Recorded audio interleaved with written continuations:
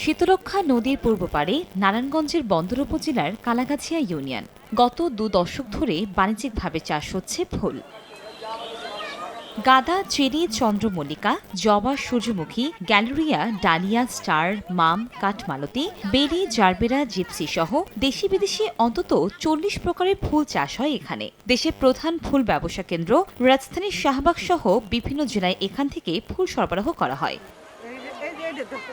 বাগানের তাজা ফুলের সৌন্দর্য উপভোগ করতে প্রতিদিন দূর দূরান্ত থেকে নানা শ্রেণী পেশার মানুষ ভিড় করেন ফুল বাগানে। মনটা ভরে যায় ফুলের বাগানগুলোতে আসলে। আমরা তো আসলে শহরের মানুষ যারা দালান কোঠার মধ্যে থাকি, সাধারণত ফুলের এরকম সমাগম তো পাই না। ফুলের জন্যই আসলে মেইনলি আসা।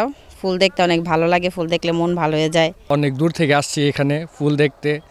এখানে ফুলগুলো খুব সুন্দর। এত ফুল, এত সমাহার, সবসময় তো এগুলো দোকান থেকে কিনে নেই, কিন্তু এই গাছগুলো দেখতে কীরকম বা এগুলো তো আমাদের জানা নাই। তো আজকে এখানে আসার পরে দেখার পরে অনেক ভালো লাগতেছে, মনটা ভরে গেছে একদম। ফ্যামিলি নিয়ে বাচ্চাদের নিয়ে একসাথে এসেছি এটা দেখার জন্য। নিউ সানসিল্ক ব্ল্যাক শাইন, নজর কাড়া শাইনি চুলের নাম্বার 1 চয়েস। পহেলা ফাল্গুন বিশ্ব ভালোবাসা দিবস ও আন্তর্জাতিক মাতৃভাষা দিবসের বাজার ধরতে দিনরাত শ্রম দেন চাষিরা। কৃষি অফিসিয়াল সারারা ইয়া দেখাশোনা করতাম, আমাকে পরামর্শ দিত, তো আমরা বলা মতন আমরা করতে পারতাম আর কি। জায়গা জায়গা বাড়ি করে লাইছে বান টান কইরা, অনেক পানি লামতার না দেখে আমরা কৃষিকে জমিন করে শান্তি পাই না। এইখানটা যদি আমাদের একটা নালা গাঙ্গের দিকে নামায় দিতে পারতো, তাহলে কাতি মাসে আমাদের এই জমিনগুলো জায়গা যাইতো।